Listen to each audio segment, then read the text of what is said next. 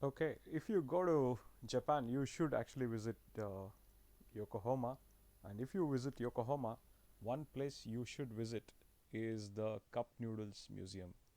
One of the aspects of this particular place is that it actually shows how Japanese have been able to put together science, technology, and culture into one particular place, and each of them actually derive a lot of inspiration from the other, and there's a lot of interesting lessons to learn from this kind of an approach, and this museum actually is probably one of the prototypes of how to do this very effectively.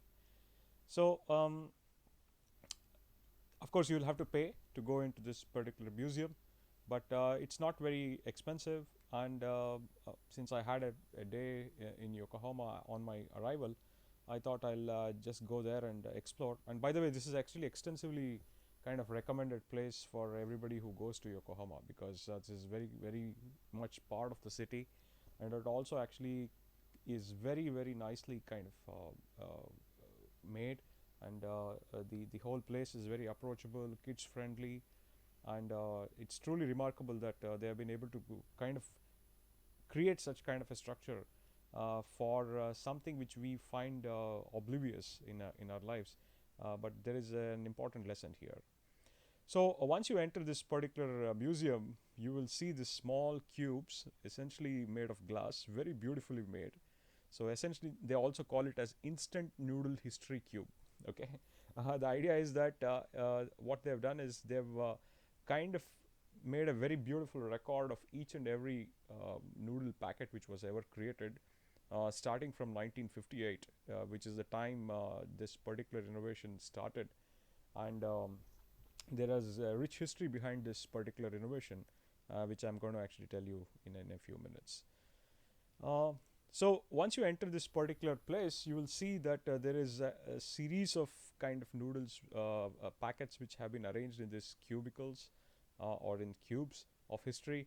So each one actually is a new release of the noodle by this particular person who is called as Ando, and I'm going to talk a little bit more about him. Before we do that, we also have to just check this wonderful kind of video where you will see that all the kind of innovations which have happened over the years, the evolution of noodles over a long period of time, especially the instant noodles, have been actually placed in this particular place, and very nicely arranged, very systematically done. And I was very impressed to see that they have been able to do this in a very effective way. The other important aspect is that they have been able to keep the record very kind of thoroughly, and they have information on each and every particular instant noodle packet which was created all the way from 1958 to the present day.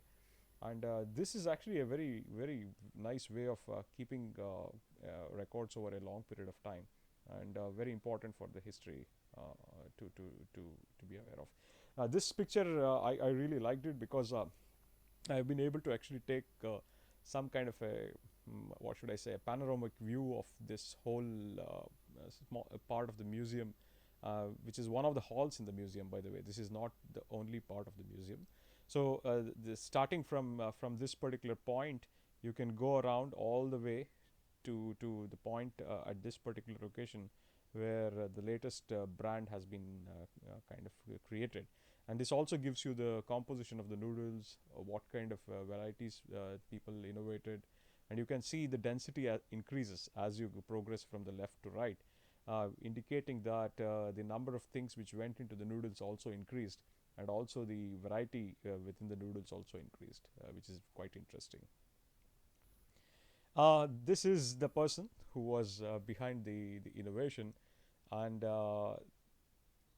he was extremely kind of motivated by a lot of things which were happening during that time, and very importantly, um, he was very motivated by the scientific and the technological revolution which was happening during his time. And if you can closely look at it, in this particular picture, he has been highly kind of motivated by mm, uh, some scientist, and you may recognize this is Hideki Yukawa, who is one of the very famous Japanese physicists, and the Yukawa potential is named after him, which is quite a remarkable kind of achievement in the history of science itself. And of course, how can you not be uh, kind of inspired by many other people like Einstein, Marie Curie, Edison, Chaplin, and various different people kind of inspired Ando, who was a technologist and also an innovator himself. And he really actually derived a lot of inspiration from all these people. And there's a very nice Wikipedia page on him. I would actually be also giving the link to the to this particular Wikipedia page in the notes in my blog. I would urge you to have a look at it. Now, going further, it's very interesting that Times magazine also highlighted 60 years of Asian heroes sometime around 2006, and um, Momofuku Ando is the person behind this cup noodles whom I just spoke about. He is one of the major innovators, and he is the kind of key person behind this particular innovation.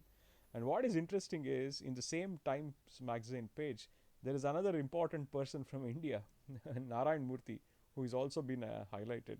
And this is also a beautiful article about Narayan Murthy, about his motivation and how he inspired and how he actually ended up being one of the technological giants from India. And I was actually pleasantly surprised and also very happy to see this. And Japanese have been very, very, considerate, and also they have been very nice to also feature Narayan Murthy in this particular thing, which also tells that there is some kind of an openness in the Japanese community and some kind of love towards the Indians, which is kind of heartening for me to see. Now, what is also very remarkable is these noodles, the instant noodles, not only are used on Earth, they have been also used in space. Okay, so they have been able to actually utilize these noodles all the way in space stations, and this is actually one of the first noodle kind of samples which was taken into the space. And this is a beautiful record which has been created, and these are three examples of those kind of noodle packets which were produced for space and also probably taken there and brought back. It is quite remarkable. And there's a beautiful kind of three-dimensional architecture of the noodles emerging out of the this cup, which is formed into form of a three-dimensional sculpture, where this kind of polymer kind of structure which is emerging out of this particular thing, and it's very well made, and I would urge you to just have a look at it. There is also a small prototypical house emulating the Ando's kind of situation of how he used very uh, kind of nominal resource to come up with his innovation of creating that particular noodles, and how it really led to major innovation. You can actually go into this house and also look at some kind of prototypes which he used to prepare noodles and other things. There are some animations, etc., which is also equally interesting. So this is again the same kind of three-dimensional architecture.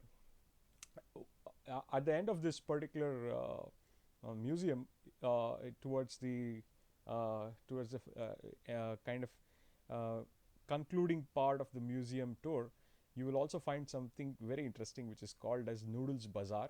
By the way, bazaar is a word which you will generally find in Japan, and it's quite remarkable that how the language actually is shared in various different cultures, which is also a kind of a reflection of the influence of one culture to the other culture.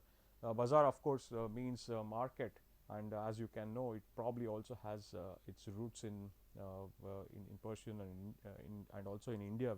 Bazaar is a very common word, and important aspect is that this noodle bazaar actually has various different locations within this, where you will be able to find noodles made from various different parts of the world, including Southeast Asia, and also some parts of Middle East, and even some parts of America.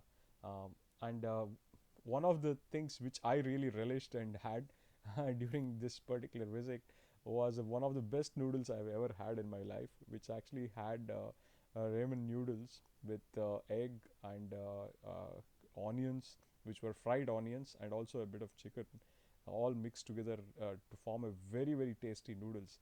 And it is probably one of the best noodles I've ever had. So you can actually pick and choose whatever you want to put into your noodles, and if you tell them that you want to you have this kind of a noodle, they will prepare it for you. And of course at a small cost. And this is the bowl which I completely relished eating. So I have also given some of the links in the blog. So if you're interested, please have a look at it. And what I would suggest is that if you really go to Yokohama in Japan, I would strongly suggest you to actually uh, go and visit this particular place, which is the Cup Noodles Museum.